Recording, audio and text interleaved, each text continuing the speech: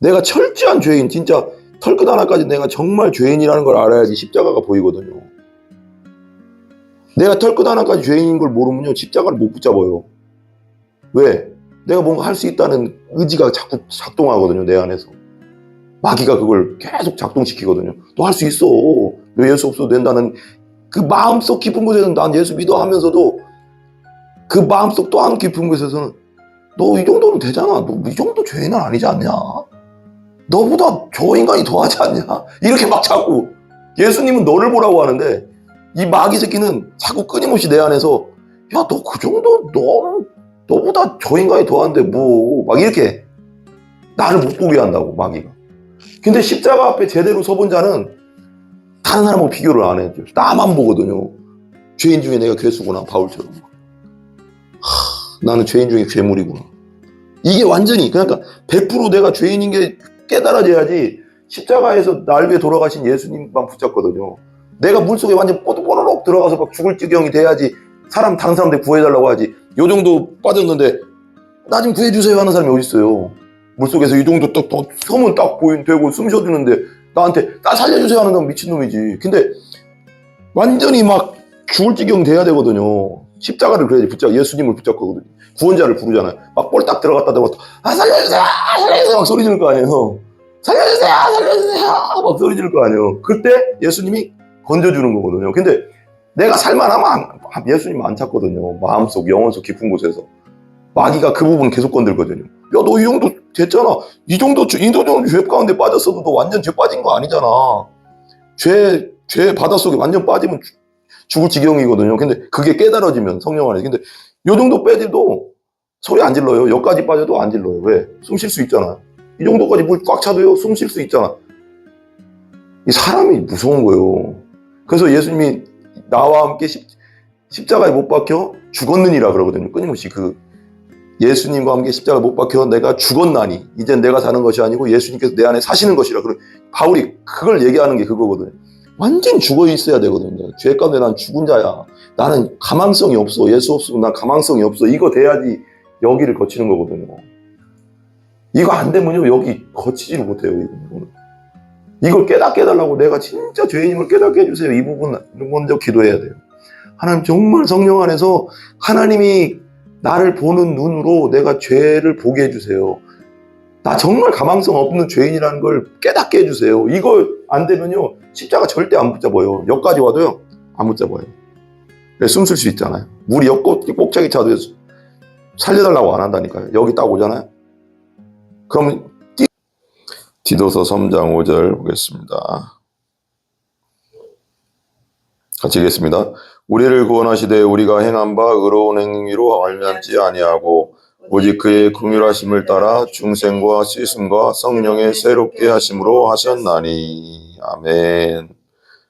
의로운 행위로 하자. 우리가 의로운 행위로 하지 않고 우리의 행위로 하지 않고 예수님의 긍휼하심과 중생의 씻음과 성령의 새롭게 하심으로 우리를 구원하셨다고 말씀하십니다. 이게 이제 오늘 말씀이 성경은 이제 제가 그냥 찾고 그냥 읽겠습니다. 그냥 찾으면서 읽을게요. 시간이 막 빨리 가니까요, 이게. 오늘은 성화입니다. 성화인데 우리 많이 들어봤을 거예요. 성화.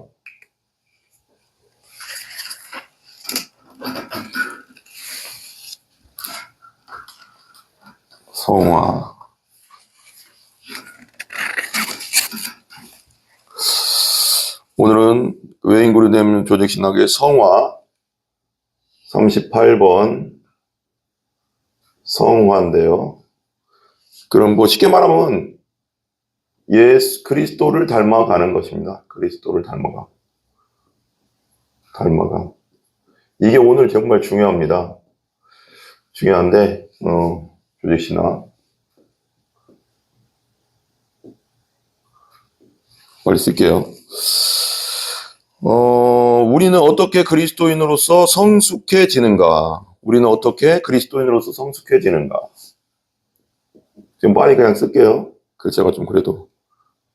어떻게 그리스도인으로서 성숙해지는가? 그리고 두 번째는 그리스도인의 성장이 주는 복은 무엇인가? 그리스도인의 성장이 주는 복은 무엇인가? 이거거든요. 네. 우리는 어떻게 그리스도인으로서 성숙해지고 또 그리스도인의 성장이 주는 복은 무엇인가에 대해서 나오겠습니다. 그러니까 이게 이제 우리가 보면 이 앞에 이제 성화 앞쪽으로 이제 일어날 일들이 있거든요. 처음에는 복음의 부르심인데 복음의 부르심이 뭐냐면 이제 조직신앙적인 거니까 외적 부르심과 내적 부르심이 있어요. 외적 부르심이 뭐냐면 우리가 막 길거리 안 믿는다고 내가 안 믿는 사람이에요. 안 믿는 사람들 막 길거리 지나가는데 전은혜 준 사람이 전도지를 나눠줬네. 그게 외적 부르심이에요. 받았잖아요. 우선은 제가 이걸 말하자면 전도를 받았잖아. 전도지를 받고 예수님에 대해 설명을 들었어요. 예를 들면 밖에서 예수님에 대해 설명 듣고 내가 죄인임에 대해서 듣고 하나님이 어떤 분이시고 내가 죄인임이 왜 죄인인가에 듣고 예수님이 왜 우리의 구원자라는 걸 듣고 그래서 예수님을 다 들었어요. 들었는데 이걸 외적 부르심이라고 해요. 불렀잖아요. 우선은 불렀는데 내적 부르심이 있어요. 그 안에. 내가 그걸 받아들여야 되는 거죠. 그걸 내적 부르심이라고 하거든요. 받아들여야 되잖아. 예수님 받아들이지 않으면 의미가 없잖아. 다 듣긴 다 들었는데 안 받아들였어. 그 사람은 구원받지 못하죠. 이건 그러니까 이 성화 이전에 일어날 일, 복음의 부름이 있고요. 그 다음에 받아들이고 그러면 성령이 내 안에 들어오는데 그걸 중생이라고 해요. 중생. 그걸 거듭남이라고 하죠. 중생 거듭 똑같은 말이에요. 그러면 칭이라는 말은 뭐냐면 하나님 앞에서 바른 법적 지위인데 의롭다고 칭해지다 이런 뜻이에요. 그러니까 예수님 나는 죄인인데 예수님이 의인이잖아요. 그러니까 내가 예수님 믿을 때 내 죄가 예수님께 갖고 십자가에서 예수님의 의가 나에게 오는 거죠. 나가 있고 내 죄가 있는데 그리고 예수님이 있고 의가 있어요. 예수님의 의가 있는데 어떻게 되냐면 나는 그대로 있고 예수님도 그대로 있는데 예수님이 십자가를 지심으로 죄가 예수님께 옮겨갔고 예수님의 의가 나에게 왔다는 거예요. 이걸 칭의라고 합니다. 의롭게 됐다. 그래서 하나님 앞에서 바른 법적 지위. 이게 이제 의롭게 됐다는 이 원래 뜻이 뭐냐면 그 판사가 땅땅땅 때리면서 뭐라고 해요? 땅땅땅 때리면서 너 무죄 그러잖아요. 무죄 유죄를 판결하잖아요. 근데 예수님이 우리의 마지막 판결자잖아요. 나중에 백부자 심판 앞에 갔을 때. 그러니까 우리의 판단 기준은 딱 하나예요. 예수님 앞에 갔을 때 우리가 딱 죽어서 앞에 딱 섰을 때 딱 판단 기준. 너 죄 많이 졌네? 많이 안 졌네? 뭐 했네? 그런 거 없어요. 예수님 믿었네? 안 믿었네? 왜? 온전한 의, 하나님 받아주시는 온전한 의 예수님에게만 있는 건데 예수님 믿을 때 우리에게 의가 오는 거거든요. 그러니까 너 진짜 세상에서 온갖 죄를 다 짓고 왔구나. 그러다가 예수님 믿고 그래도 살다 왔네? 그러면 온갖 죄를 보는 게 아니라 이걸 본다는 거예요, 이걸. 그러니까 이게 예수님 믿는다는 게 너무 중요한 겁니다. 하나님은 이것만 보니까요. 우리에게 보는 건 우리가 예수님의 의만 보거든요, 의. 우리가 어떻게 살았냐, 깨끗하게, 그런 걸 막 판단하는 게 아니라 예수님 앞에, 백부자 심판 앞에 딱 쓰면, 우리가 죽어서 딱 쓰면, 나중에 쓰면, 딱 보는 건 너에게 의가 있냐 물어봐요, 의. 무슨 의요? 예수님의 의가 있냐. 그러니까 예수님 믿었냐 이거요. 예수님의 의를 받아들이고 예수님을 내 구세주 왕으로 믿었냐. 그거 하나 본대요. 딱. 그러니까 그게 성경에 나오는 거예요. 내 얘기가 아니라. 이것뿐이 없다는 거죠. 그래서 우리가 믿어라. 그래서 그 말이 단순한데 맞는 말이에요. 불신, 지옥, 그다음 뭐죠? 믿으면 천국, 예수천당, 불신, 지옥 그러잖아요. 예수천당 그냥 이게 그냥 단순한 얘기인데요. 그러니까 우리가 딱 죽어서 백부자 심판 앞에 딱 섰을 때 그 물어보는 건 그거 하나예요. 딱 하나. 그리고 이제 양자됨인데 그래서 우리는 원래는 하나님의 자녀였어요, 아니었어요? 아니었죠. 근데 예수님은 친아들이고 우리는 예수님 믿을 때 양자의 영, 하나님의 아들의 영, 부활의 예수님의 아들 성령이 들어오면서 우리가 양자가 되는 거예요. 하나님의 양자. 양자도 자녀예요, 자녀가 아니에요? 자녀예요. 똑같은 상속권이 있습니다. 똑같은 상속권이 있어요. 그리고 회심을 하는 거죠. 회심이라는 뜻이 뭔지 아세요? 회심? 회심은 뭐냐면 믿고, 죄를 회개하고 예수님을 받아들임이란 뜻이에요. 회심. 이렇게 가던 것을 내가 죄를 회개하고 예수님 받아들이고 이제 하나님의 뜻대로 살겠습니다 하는 게 회심이에요. 회심. 이 사건들, 지금 말한 여기 이런 사건들 있잖아. 이 사건들이 한 번에 일어나기도 하고요. 여러 이제 과정도 있겠지만 사건들은 모두 그리스도인으로서 우리의 삶이 시작될 때 이루어지는 거예요. 이거 다. 그 다음부터 뭐가 일어나요? 뭐가 일어나야 돼요? 그 다음부터 뭐가 일어나야 돼요? 성화가 일어나야 돼요. 성화. 이게 오늘 배우는 거예요. 성화. 그러니까 중생, 회심, 믿음 없이 이게 일어날 수 있어요? 없어요? 없죠. 그러니까 근데 이거 먼저 들어가면은 이거 잘못되면 이거 가짜잖아요. 근데 제가 볼 때는 한국교회에서 많은 부분, 이 부분을 너무 많이 강조하다 보니까 이 부분이 너무 약해요. 이 부분이 확실하게 돼야지 이게 가는 거예요. 이게 안 된 상태에 이거 백날 가르쳐봤자 구원이 없잖아요, 우선은. 율법주의자가 되는 거예요, 그냥 그러면. 이거 중생된 거, 회심되고 믿음이 된 상태에서 성화가 들어가야지 온전한 그리스도인으로 자라가는 거예요.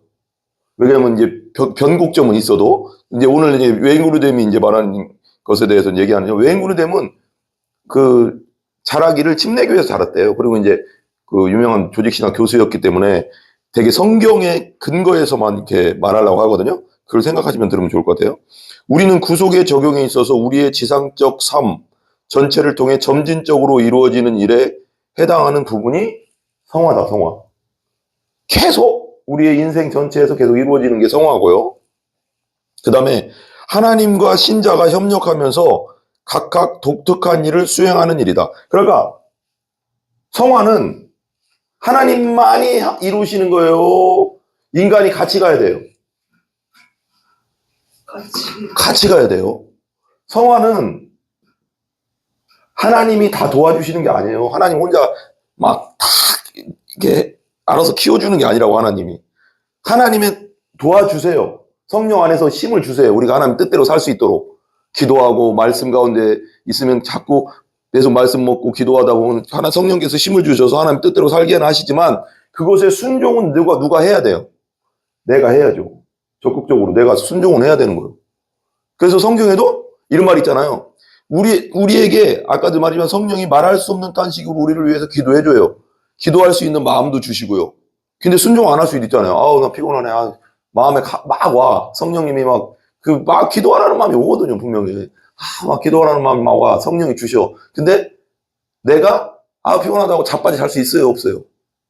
있잖아요. 이건 순종하는 거예요, 순종 안 하는 거예요? 안 하는 거잖아요. 막 성경 읽으라는 마음이 막 와. 성령이 주시는 거거든요. 성경 읽으라고 마귀 새끼가 그렇게 하겠어요?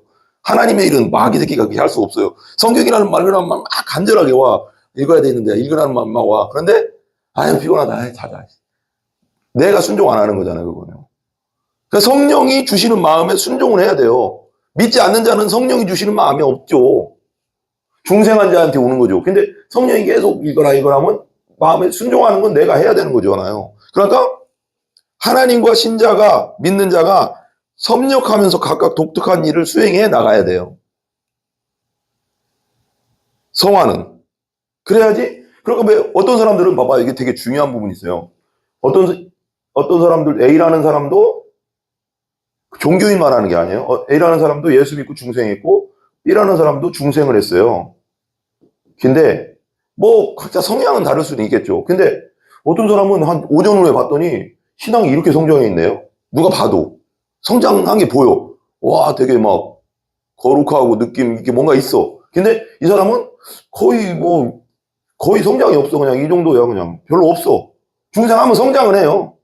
왜냐면 생명이 있기 때문에. 근데 성장 속도가 너무 느리고 안 가. 이건 뭐의 차이일까요? 외인구대 되면 순종의 차이라는 거, 순종. 계속 성령이 나를 만들어 가거든요. 근데 아유, 피곤해. 아유, 안 해. 하면 그냥 이게 가는 거예요. 이 정도 가는 거예요, 그냥. 이게 천국, 지옥의 문제가 아니에요. 이건 천국 가요. 중생은 무조건 천국 가니까. 근데 이 땅에서 거룩성의 차이가 있는 거예요. 아우, 저 사람은 딱 봐도 믿는 사람 같아. 저 사람은 예수 믿는다고 하는데 뭔가 변화가 많이 없어. 그래서 이렇게 된 거죠. 이거. 순종이 안 된 거예요, 많이. 네. 이건 천국 가냐 안 가는 차이가 아니에요. 이건 천국, 중생한, 예수 믿고 중생한 사람은 다 천국은 가는데, 이 땅에서는 확실히 누림이 약하지. 거룩함을 많이 누르느냐, 별로 못 누리느냐, 그리고 다른 사람에게 거룩함에 영향력을 끼치고 있느냐, 못 누리느냐 차이는 순종의 차이인 거지. 순종. 이 부분을 구속에 적용해서는 성화라고 한다. 아까 말했죠, 성화. 성화는 영어로는 뭐냐면 sanctification이거든요. sanctification. 되게 어려워요. sanctification이라고 해요. sanctification인데 우리가 우리의 실제 삶, 현재의 삶이죠. 현재의 삶. 현재의 삶, 우리가 살고 있는 삶에서, 육체를 가지고 있는 삶에서 점점 더 죄로부터 자유로워지고 그리스도를 닮아가도록 만드는 하나님과 신자가 함께 행하는 점진적인 일이래요. 따라해요. 하나님과 신자가 행하는 점진적인 일. 그러니까 갑자기 확 된다는 거야, 안 된다는 거야, 성화가. 안 돼. 이렇게 어떤 좀 이따 그림 그리겠지만 이렇게 간다고요. 내려갔다가 어쩔 때 확 내려갔다가 어떨 때. 근데 올라가긴 올라가. 내려갔다 올라가. 사람마다 틀리겠죠. 그렇지만 이렇게 간다는 거예요. 성장해 가긴 간다는 거예요. 그러니까 순종하느냐에 따라서, 순종을 하나님 앞에 성령 안에서, 성령의 인도함 따라서, 말씀 안에서 순종하느냐에 따라서 이게 성장이 확실히 빠르겠죠. 더 사람마다 틀려요. 그래서 칭의와 성화의 차이가 뭐냐, 아까도 말했지만 칭의와 성화의 차이가, 이거 그림이 있어가지고 그림 한번 그릴게요. 그 도표가 있어가지고 이게 되게 중요해서 그래요. 칭의가 아까 뭐라고 했어요? 칭의는 법적 지위라고 했잖아요. 법적 지위 중요하거든요. 하나, 둘, 셋, 6줄 맞죠?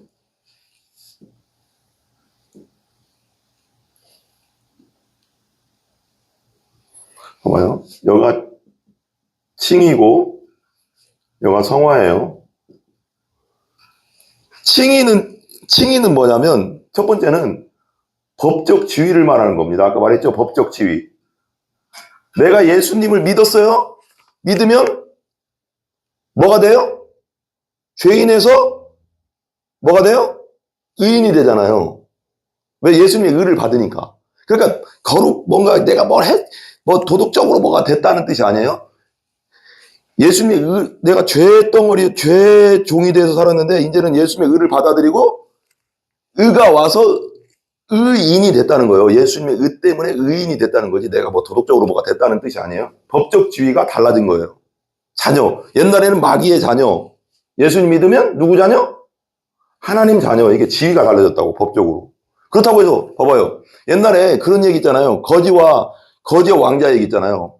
거지가 갑자기 키워놓으니까 알고 보니까 왕자네? 근데 그래서 왕자라는 혈통을 갖고 이제 왕국에 들어와 있어요. 궁전에 들어왔어. 그러면 그동안 살았던 습관이 있는데 갑자기 왕자처럼 행동이 돼요? 안 돼요? 안 되지. 왕자는 왕자야. 알고 보니까 왕자였어. 그런데 법적주의는 왕자인데 만들어 가야 되잖아, 왕자로. 왕자 교육을 받아야 되잖아. 무술도 가르쳐야 되고, 교육도 받아야 되고, 예절 교육도 받아야 되고, 막 다 가르쳐야 된다고, 왕자는. 또 위엄도 있어요. 위엄 교육도 받아야 되고, 여러 가지 교육 있잖아요. 받으면서 점점 뭐가 돼요? 왕자의 모습이 나타나는 거지. 그걸 성화라고 하는 거고, 왕자인데, 법적 지위는 왕자인데 아직도 거지의 성향을 갖고 있지, 아직은. 무슨 말인지 알겠죠? 성화는 뭐냐? 내적 상태예요. 내적 상태. 성화는 거듭난 사람, 중생한 사람이 내 안에 누가 있어요? 성령이 계시죠. 성령이 거심으로 인해서 이제 성화의 시작이 단계예요. 그러니까 중생이 안 되면 성화로 갈 수 있어요, 없어요? 안 되는 거죠. 왜냐면 생명이 있어야지 생명이 자라는 거거든요. 신앙이 성장할 수 있는 거예요. 신앙 성장이 내가 막 하나님 말씀대로 살아서 성장되는 게 아니라, 먼저는 칭의가 돼야지 성화로 가는 거예요. 그러니까 내 안에 성령이 와서 나를 신앙이 점점 생명이 태어났으니까 내 안에서 성장하는 거죠. 이제 내적 상태가 있고요. 그 다음에 칭의는 어떻게 될까요? 따라해 보실래요? 단번에, 영원히. 이건 히브리서에 많이 나오잖아요. 단번에. 네가 예수 그리스도를 믿음으로 단번에, 예수 피 때문에 단번에 죄 용서를 받았느니라. 영원히, 영단번이라고 하잖아요. 영원히 단번에 끝났다. 근데 옛날 구약 시대는 짐승을 잡고 1년에 한 번씩 잡고 막 용키 부를 때 또 잡고 막 내가 죄질 때마다 잡고 했는데, 이제는 예수님이 어린 양이 돼서 영원히 단번에 우리의 죄 문제를 뭐 했어요? 끝냈어요. 보혈이라고 하잖아. 그래서 영원히 단번에 칭의가 됐어. 우리는 의로워졌어. 근데 이건 뭐예요? 성화는 어떻게 들어가야 돼요? 삶 전체를 통해서 지속적으로 계속 가야 돼요. 삶 전체를 통해 지속적으로 가야 돼요. 죽을 때까지 가야 된다고. 죽을 때까지 성화에 대면서 가야 된다고. 완전해지지 않아, 이 땅에서는. 그죠? 근데 그러면 칭의는 뭐냐? 전적으로 하나님이 행하시는 일이에요. 따라해봐요. 전적으로. 전적 하나님 행하심. 우리가 칭의를 위해서, 우리가 의롭다함을 위해서 노력해서 된 거예요? 예수님을 믿음으로 된 거예요? 믿음으로. 하나님이 다 한 거예요. 다 해놓은 걸 믿는 거잖아요, 내가. 그러니까 십자가에서 예수님이 다 해놓고 부활을 통해서 다 해놓은 걸 받아들이니까 의롭다 되는 거지. 내가 막 노력해서 된 게 아니잖아요. 그러니까 구원은 성령이 하시는 거예요. 내가 하는 게 아니라고. 내가 막 해서 구원을 따낼 수 있는 건 아니라고. 구원을 만들어줬어, 벌써. 예수님의 십자가와 부활을 통해서 만들어 놨어. 그걸 받아들이면 성령이 내 안에 들어오심으로 하는 거니까 내가 하는 게 아니고 하나님이 하신 거예요. 의롭게 된 건. 그죠? 근데 성화는 우리가 협력해야 된다고요. 하나님과 우리가 협력해야 된다.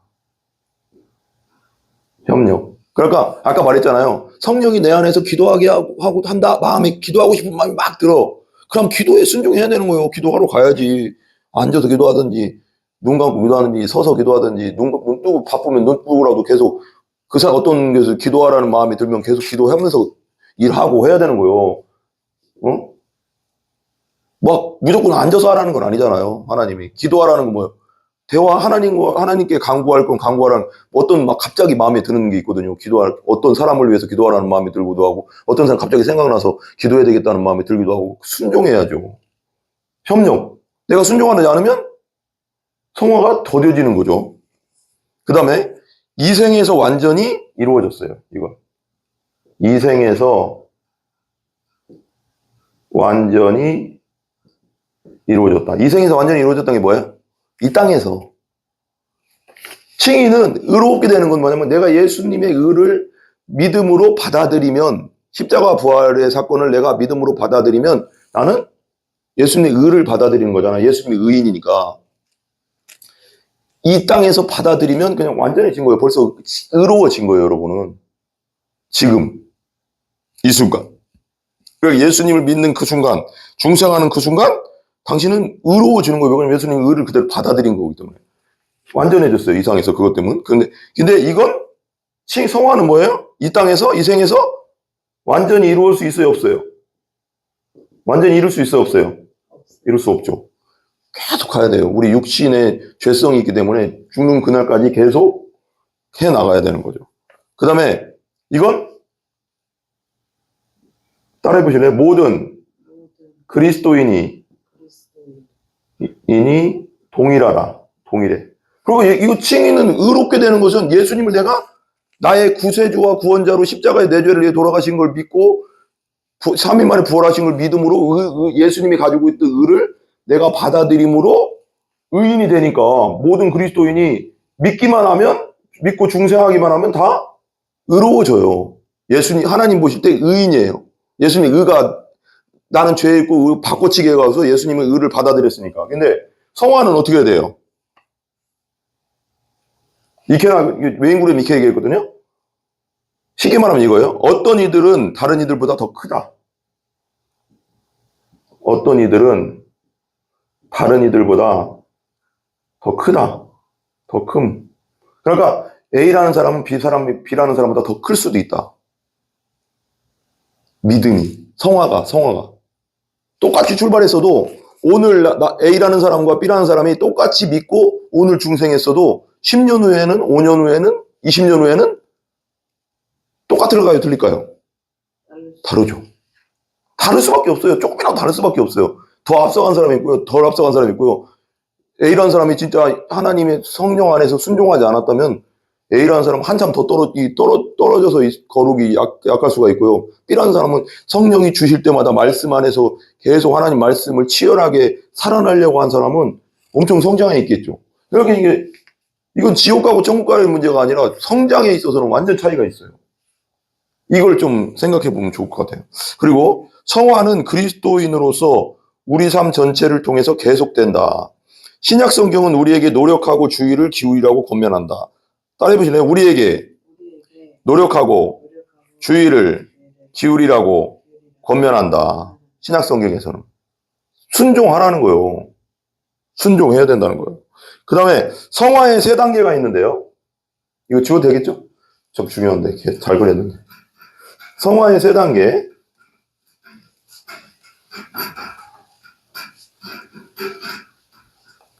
성화의 3단계가 있는데요.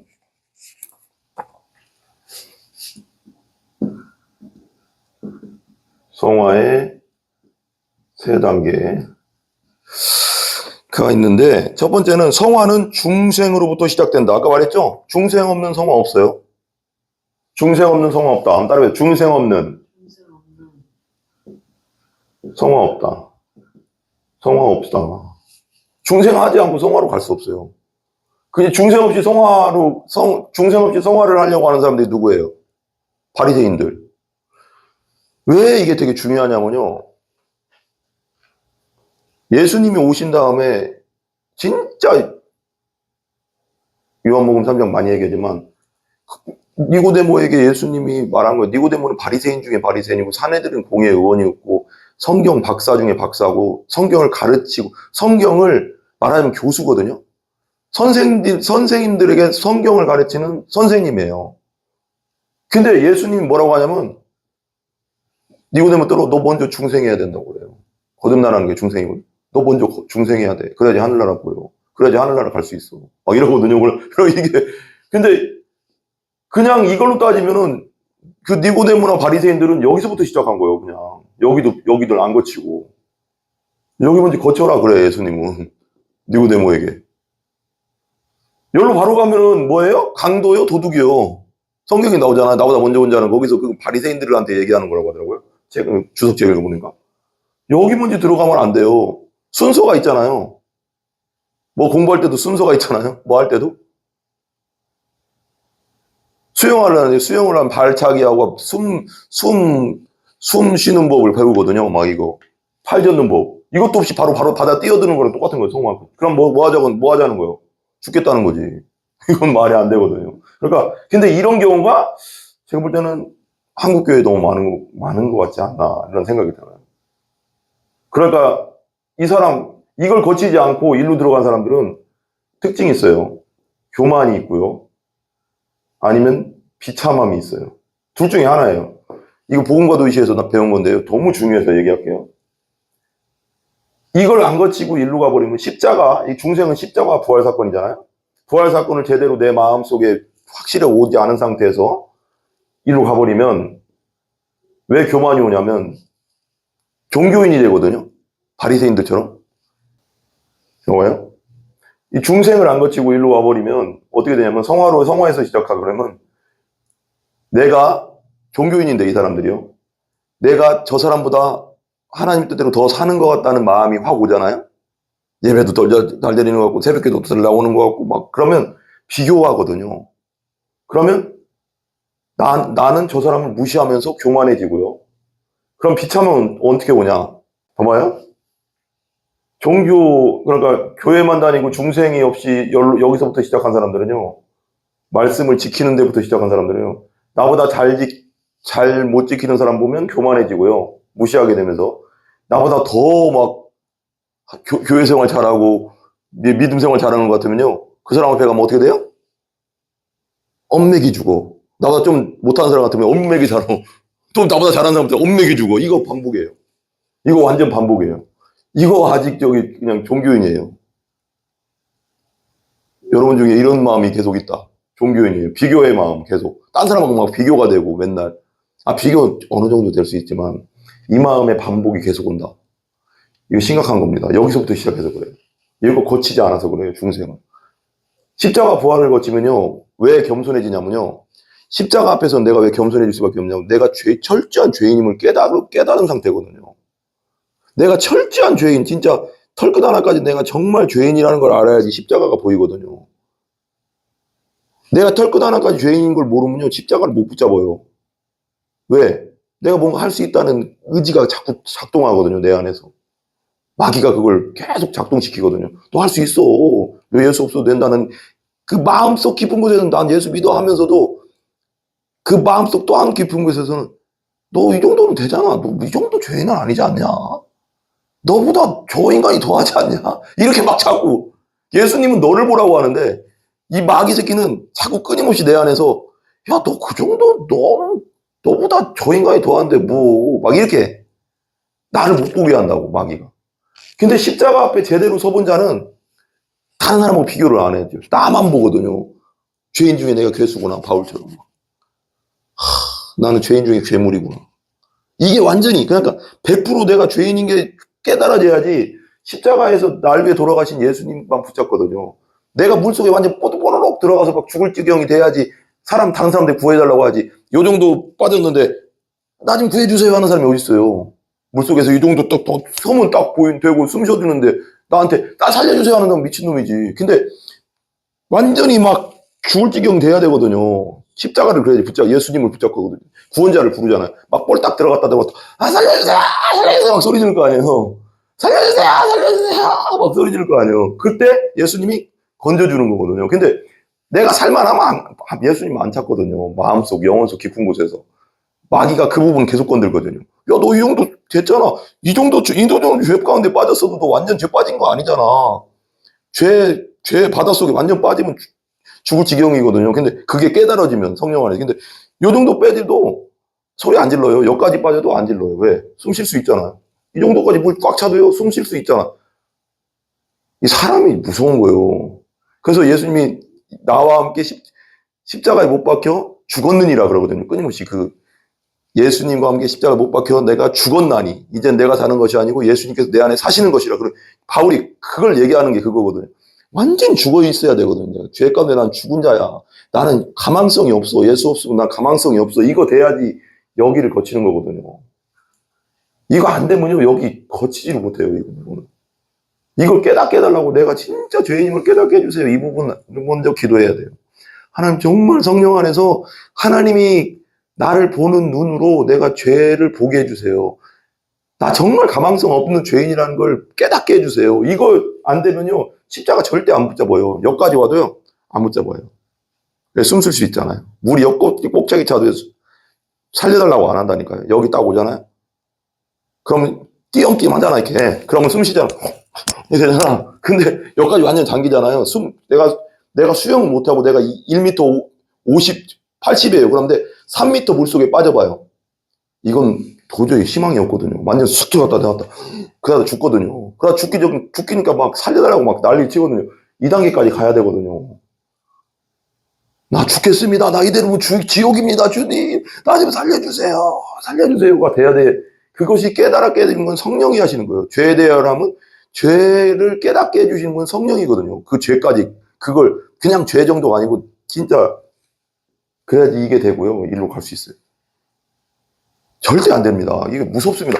사람이요. 엄청 독해요. 영적으로. 그래가지고요. 완전 자기가 죽을 지경이 죄 가운데 난 죽었어요. 죄 가운데 난 지옥 갈 데가 없어요. 라는 게 그냥 마음속 깊은 곳에 깨달아지지 않는 사람은요. 여기까지 절대 못 갑니다. 마귀가 계속 건드려요. 그 부분. 또 살아있는데 왜?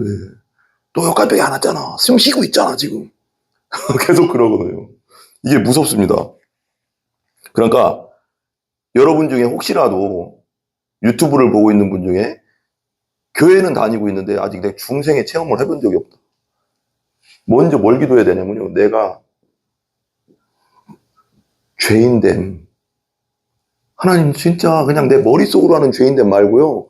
성령이 바울에게 주셨던 그 깨닫게 해주셨던 그 죄인됨. 내가 죄인 중에 괴수입니다라는 그 단계까지 그 깊은 죄인의 단계 완전 내가 머리부터 발끝까지 진짜 가능성 없는 죄인이고 지옥의 밑바닥에 떨어져 할 말 없는 죄인임을 깨닫게 해주세요. 이 단계를 기도해야 돼요. 이 단계도 안 되는데 어떻게 여기 가겠어요? 여기까지 갈 수도 없고요. 근데 이 부분을 많이 얘기를 안 해주는 거죠. 교회에서. 이 부분을 기도 많이 해야 돼요. 하나님 나 죄인임을 온전히 깨닫게 해주세요. 온전히 십자가만 의지하고 예수님만 의지하는 단계로 올라가서 일로 가게 해주세요. 해야 돼요. 이게 진짜 저도 4년 걸려서 4년 동안 죽는 줄 알았거든요. 저는 안 믿어지더라고요, 예수님. 근데 죄인임을 알겠는데 그게 죄인임을 깊이 깨달아지고 정말 십자가를 보니까 그때 보이더라고요, 예수님이. 내가 어렸을 때부터 교회 다녔어요, 저도. 아니, 수도 없이 듣는 게, 교회 처음 나갈 때부터 듣는 게 예수 십자가 복음이에요. 십자가, 너 죄를 위해 돌아가셨다, 부활하셨다, 그거, 교회 나 처음 나갈 때부터 듣는 게 복음이에요. 근데 나 24살 때 알았다니까요, 제대로. 복음을. 이 죄인임을 알게 되니까 이게 보이더라고요, 그냥 십자가가. 이게 안 돼요, 이게 잘. 근데 이건 성령이 해주셔야 된다니까요. 아니, 죄인인 거 알죠. 거짓말 했고, 나도 뭐 했고. 그 정도 단계가 아니에요. 성령이 주시는 죄인됨은요, 저 밑바닥, 내 밑바닥 깊은 곳을 보여줘요. 진짜 더러운 놈이구나. 진짜 나는 가능성 없구나, 하나님 앞에. 이 단계까지 보여줘야 되거든요. 그냥 머릿속으로 거짓말했다, 욕 좀 했다, 승질 좀 있다, 그거는요, 1단계도 안 되는 거예요. 완전 죄인임을 보여줘야 돼, 한 성령이. 24살 때나 제대로 내가 그걸, 정말 죄인이구나. 이렇게 되더라고. 이거 무조건 가야 됩니다. 이거 안 되면요, 십자가, 예수님 십자가와 부활 사건이요, 맨날 흔들려요. 예수님 뭐라고 했어요? 나는 의인을 위해 온 것이 아니라 죄인을 위해서 오셨다고 했고, 나는 건강한 자를 위해서 온 게 아니라 누구를 위해서 왔다고 했어요? 병든 자를 위해서 오셨다고. 이걸 말하는 거예요. 죄인. 이게 내가 안 되면요, 이거 십자가 부활은 가지도 못해요. 십자가 머리로는 알아요. 내가 붙잡았다고도 알아요. 근데 어떤 거 팍 오잖아요. 어떤 충격이나 어떤 게 딱 오잖아요. 막 흔들려요. 믿음이 막. 100%입니다, 이거. 근데요, 진짜 죄인임을 성령님이 알게 해주시고요, 십자가를 딱 믿게 된 사람은요, 어떤 것이 빡 와도요, 부활, 어떤 사건이 와도요, 성령이 붙잡아줘요. 절대 안 흔들려요. 바닥이, 기초가 딱 잡혔어요. 안 흔들려요. 근데요, 이게 그냥 머릿속에 있는 죄인이고요, 이 십자가도요, 그냥 믿었다고는 하지만, 이게 머릿속으로 됐으니까 십자가도 어떻게 보면 이론화가 됐거든요. 믿는다고 하지만 그것도 마귀가 속여서 믿는 걸 수도 있어요. 믿었다는 착각 속에 가거든요. 그러면 이게 평상시에는 괜찮은데요, 어떤 것이 내 인생 가운데 어떤 게 빡 오잖아요. 크게 막 흔들립니다, 이거 막. 그래서 교회를 떠나는 거예요. 나중에 30년 다녔다고 해도. 무섭습니다. 이거 무조건 가야 됩니다. 첫 번째는 무조건 내가 죄인됨을 가르쳐 주세요. 성령님, 내 머리로 하는 것이 아니라 정말 성령님이 바울이 깨달은 것처럼 내가 죄인 중에 괴수라는 걸 알게 해주세요. 이 단계 가면 무조건 십자가 안 붙잡을 수가 없어요. 구원자는 예수님뿐이 없거든요. 이거 무섭습니다. 이거 무조건 해야 됩니다. 중생의 시점에 우리 삶에 명확한 도덕적 변화가 일어나는데, 디도서 3장 5절 읽었죠? 요한일서 3장 9절 보실래요? 요한일서 3장 9절. 요한일서 3장 9절.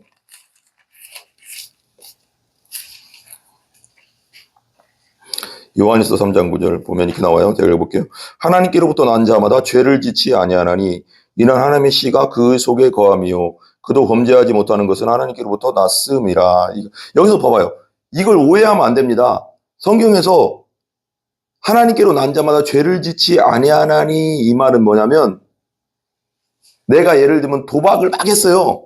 도박을 막 했는데, 도박을 막 하던 사람인데, 하나님을 믿고 중생했다고 해요. 근데 계속 또 도박을 맨날 해. 옛날하고 변화가 없어. 습관적인 자가 계속해. 그 사람은 중생한 사람이에요, 아니에요? 아닌 거예요. 내가 맨날, 도둑질했어. 도둑질했는데, 내가 예수 믿고, 중생했고, 죄를 회개하고 중생했는데, 어제 하던 똑같은 도둑질을 오늘도 하고, 내일도 하고, 내일 모레도 하고, 똑같이 해. 절대 그게 아니라는 거예요. 이건 그 얘기를 하는 거예요. 하나님께는 앉자마자 죄를 짓지 않는다는 것은 완전한 삶을 산다가 아니에요. 내가 말하는 건 외인그루뎀이 말하는 거고 성경 신학자들이 말하는 거예요. 내가 말하는 게 아니라 완전한 삶은 천국 가야 되는 거고 습관적인 죄 내가 도둑질을 맨날 했는데 예수 믿고 회개하고 예수 믿었다고 하는데도 내일도 모레도 글패도 계속 하고 있다. 이런 죄를 이렇게는 안 된다는 거예요. 이렇게는 안 된다. 죄를 짓지 않는다는 것은. 우리 안에 새로운 영적 생명의 능력, 죄에 굴복하는 것을 막기 때문이다. 중생 후에 도덕적 변화가 성화의 첫 단계고 이 의미로 보면 중생과 성화는 일정하게 겹치는 부분이 있대요. 겹치는 부분. 도덕적 변화가 중생의 한 부분이기 때문에 고린도전서 6장 11절 고린도전서 6장 11절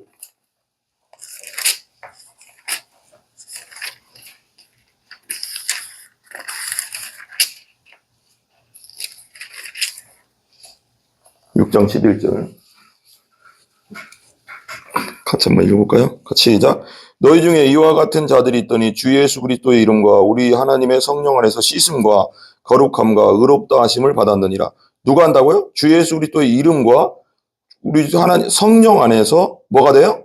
씻음과 죄 씻음과 거룩함과 의롭다 하심을 받게 된다. 사도행전 20장 32절. 사도행전 20장 32절.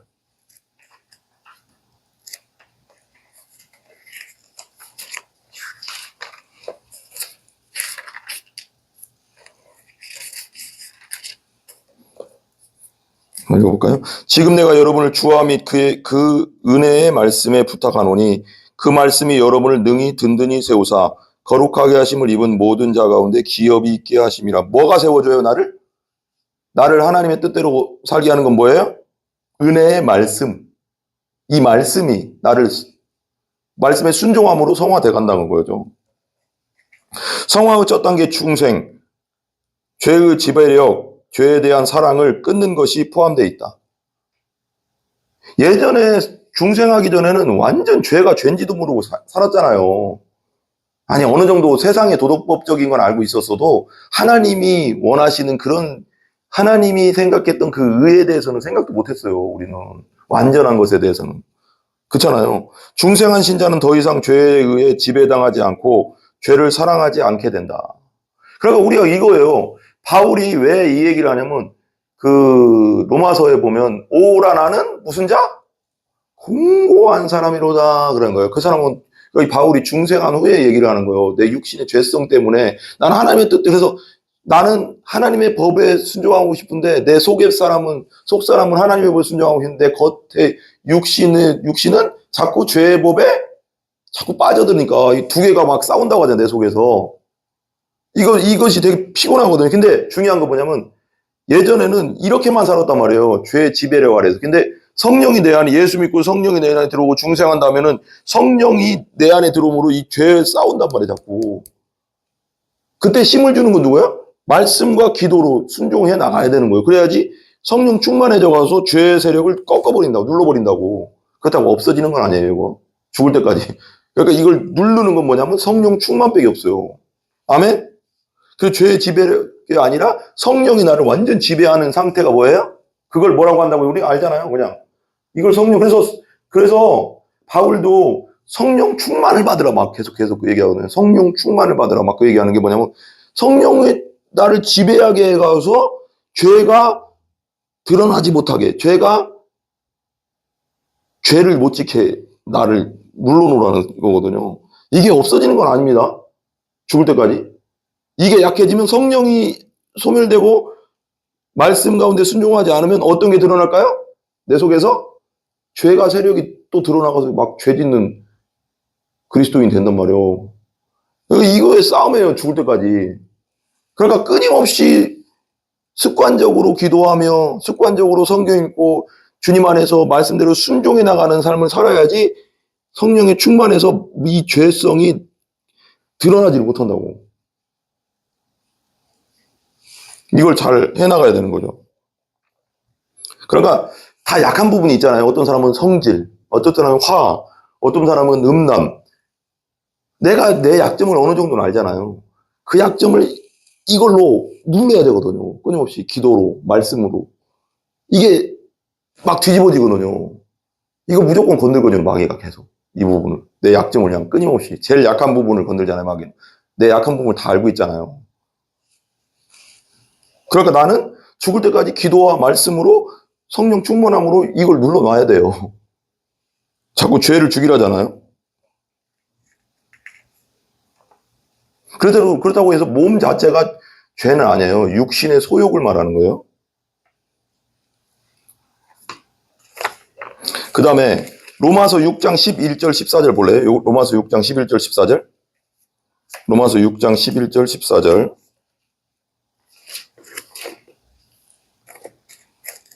이걸 끼고 있으니까 되게 안 되네요. 로마서 6장 11절 14절 보면 같이 읽어볼까요? 이와 같이 너희도 자신을 죄에 대하여는 죽은 자요? 뭐라고요? 그리스도 예수 안에서 하나님께 대하여는 살아있는 자로 뭐 할지니라? 여기라고, 여기요. 아니, 내가 생각할 때는 그게 안 되는데요가 아니라 말씀대로 그냥 믿으란 말이요.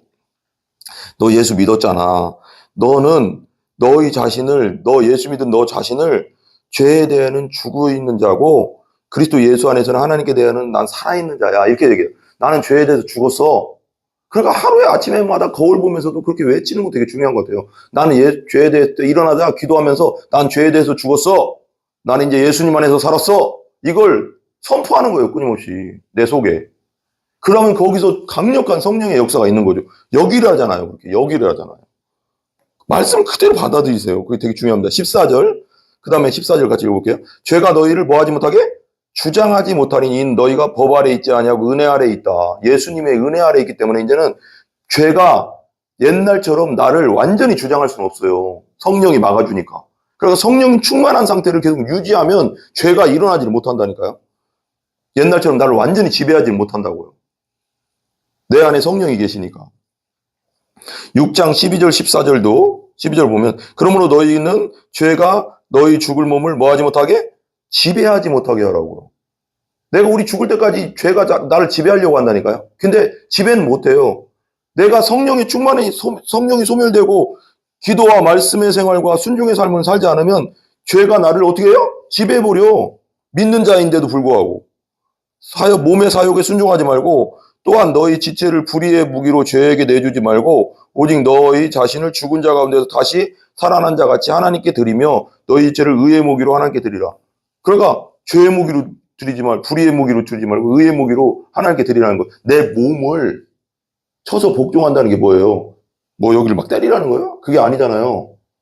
내 몸을 어디다 갖다 놔야 돼? 예배의 자리로, 기도의 자리로, 또 말씀 있는 자리로 끌고 내가 가야 돼요. 의지를 부려야 된다고 여기서는.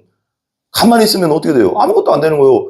내 몸을 끌고 예배의 자리에다 갖다 놔야 돼요. 내 몸을 끌고 기도의 자리로 갖다 놔야 돼요. 내 몸을 끌고 말씀 있는 자리로 갖다 놔야 된다고. 그래야지 뭐가 이루어질 거 아니에요. 그 의지를 내가 드려야 된다니까. 순종해야 된다니까요. 그런 거. 그렇지 않으면 죄가 점점 나를 지배한다니까. 믿는 자라 할지라도 이게 믿는 자에 대한 얘기예요. 안 믿는 자에 대한 얘기가 아니라고. 그죠? 죄의 지배력에 대해 그러니까 보면 이 맥락에서 죄에 대해 죽고 죄로부터 해방되는다는 것은 한 사람의 삶에서 죄악된 행동이나 태도의 경향성을 극복하는 능력을 얻게 되는 것을 뜻한다. 죄의 지배력에 대해 죽는다는 것, 우리가 그리스도인으로서 성령의 능력과 우리 안에 일하시는 예수 그리스도의 부활 생명 힘입어 죄의 시험, 유혹을 극복할 능력을 갖는다는 것이다. 증상, 중생한 그리스도인이 되기 전과 다르게 죄는 더 이상 우리의 주인이 아니다. 예전에는 우리는 예수 믿고 중생하기 전에는 죄가 우리의 주인이었어요. 근데 중생한 사람은 이제는 누가 우리의 주인이에요? 예수님이 우리의 주인이기 때문에 죄가 나를 완전히 지배할 수 없어요. 근데 성령 충만한 상태를 유지해야 됩니다. 유지하지 않으면 언제든지 죄가 드러나요. 나올 수밖에 없어요. 네. 좀만 더 할게요. 실천적 차원에서 두 가지 사실 분명히 말해야 한다. 우리는 한편 나는 죄로부터 완전히 자유롭다 말할 수 없다. 우리가 죄에서 완전히 자유합니까? 예수 믿고 중생했다고 해서 죄를 완전히 안 짓습니까, 우리가? 거짓말 아예 안 합니까? 음란한 생각 아예 안 합니까? 그렇지 않잖아요. 성화돼 가는 과정이잖아요. 이렇게 말했어요. 반면 그리스도인은 왜냐 우리 성화는 이 땅에서 결코 완성되지 못한다. 반면 그리스도인은 예를 들어서 이제 이분이 이렇게 하거든요. 이 죄가 나를 이겼어. 나는 포기하겠어. 난 이 죄는 못 이겨. 나는 원래 성질이 더러워. 나는 안 돼야. 뭐만 보면 나 화가 나서 못 참어. 이렇게 하면 안 된다는 거예요. 나는 원래 음란해. 그건 음란한 생각이 떠나질 않아. 나는 포기했어. 안 돼, 나는. 난 안 돼. 나는 37년 동안이나 화를 잘 내는 사람이고, 이렇게 써 있어요, 이 사람이고, 죽을 때까지 그러한 사람일 거야. 사람들은 내 모습을 견뎌야만 해. 난 원래 이런 놈이니까. 이렇게 살면 안 된다는 거예요. 이렇게 살면 안 된다는 걸 말하는, 이 사람이 말한 거예요. 말하면 안 된다. 이렇게 하면 안 된다. 안 된다. 뭐냐? 그 다음 봐봐요. 이렇게 말하는 것은 죄가 지배력을 얻었다는 것을 뜻한다. 그럼 죄가 너를 지배하게 만든다. 너 원래 화가 많다고 타고난 것도 있을 수 있다. 그렇지만 그걸 그렇게 놔두면 안 된다. 그건 죄가 나를 완전 지배하게 놔두는 거다. 너 음란한 생각이 끊임없어? 그걸 그냥 난 안 돼. 노력해도 그걸 그냥 방치하면 더 너를 지배할 거다. 그러면 안 된다. 로마서 6장 11절. 로마서 6장 11절 보세요. 같이 읽어봐요. 이와 같이 너희도 너희 자신을 죄에 대하여는 죽은 자요 그리스도 예수 안에서 하나님께 대하여는 살아있는 자로 여길지어다. 이거 계속 이거 묵상해야 돼요. 난 죄에 대해서 죽었어. 예수님과 함께 십자가 못 박혀 죽었어. 나는 예수님과 함께 살아있어. 예수님 안에서 살아있어. 이렇게 그게 말씀이 나를 지배하거든요. 그럼 이거 되게 중요합니다. 선포하는 거. 나 자신에게 말씀을 선포하는 거예요. 끊임없이. 난 죄에 대해서 죽었어. 이 말씀을 읽으면서 선포하는 거예요. 나는 죄에 대해서 죽었어. 한번 따라해보세요. 나는 죄에 대해서 죽었다. 예수님 안에서 하나님에 대해서는 살아있다. 이걸 선포하는 거예요, 나한테. 내 영혼에 끊임없이. 그럼 마귀가 이걸 마귀도 듣거든요, 같이. 그러면 이 말씀에 의해서 물러가는 거거든요. 말씀에 벌벌 떨잖아요, 마귀는. 우리가 이길 수 없어요. 우리 힘으로 안 돼요. 이 너무 많긴 한데, 제 그림 하나만 하고, 이거 다음에 한번 할 수 있으면 할게요. 너무 길어가세요. 성화의 과정만 그림으로 한번 보고 끝낼게요. 너무 길어져가서. 성화의 과정만 한번 보고 끝낼게요. 이 부분 정말 중요해서 제가 마지막으로 한번 하고 막 끝내려고 해요. 바로 끝낼 수가 없을 것 같아요. 성화의 과정인데요.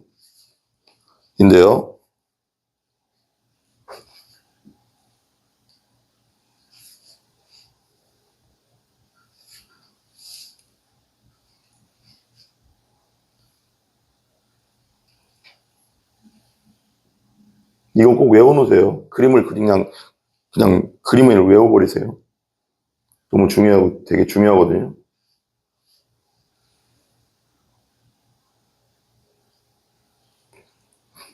봐봐요.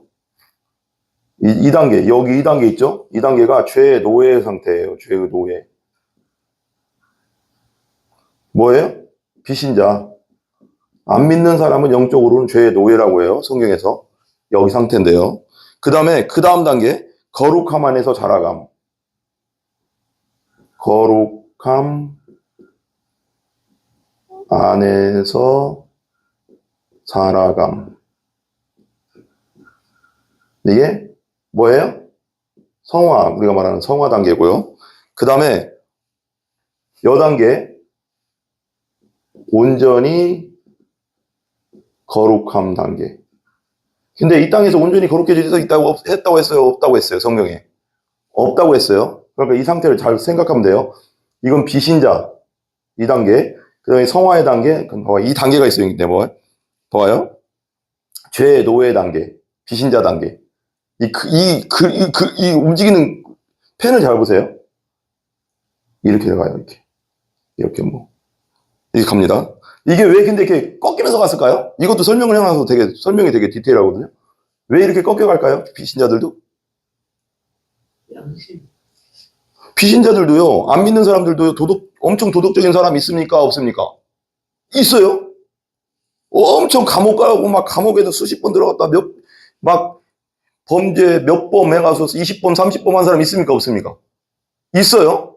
비신자 사이에서도 엄청 도덕적인 사람 있고, 아닌 사람도 있고, 공자도 있고, 불신자도, 부처도 있잖아요. 근데 비신자들도 잘 살 때도 있었고, 못 살 때도 있고, 막 도덕적으로 올라갈 때도 있고, 내려갈 때도 있고, 막 이래요. 그죠? 근데, 어쨌거나, 뭐의 노예야? 죄의 노예. 근데, 이러다가, 예수님에 대해서 들었어요. 어느 순간에 길에서 듣든지, 교회에서 듣든지, TV에서 복음을 듣든지, 복음을 들었어요. 그러면, 복음을 듣고 믿었네? 믿고 중생했어요. 그러면, 이걸 여기서 2단계로 팍 올라가요. 이걸 뭐라고 해요? 따라해 보실래요? 회심, 중생. 생명을 받는 거죠. 예수님의 생명이 확 들어간 거죠. 확 올라갔어요. 그럼 여기서부터 이제 시작되는 게 형화인데 봐봐요. 그 다음 보세요. 여기서부터. 근데 우리는 어떻게 올라가냐면, 중생한 그리스도인은 여가 이제 가는 길까지 우리도 오르락 내리락, 오르락 내리락, 오르락 내리락, 오르락 내리락, 내려갔다 확 올라갈 때도 있고, 이렇게 되겠죠. 이렇게 하다가, 이렇게 가요. 이러다가 여기서, 여기서, 2단계에서 갑자기 일로 뿅 올라가요. 그래서 이렇게 쭉 가거든요. 이 뿅 올라가는 단계 뭘까요?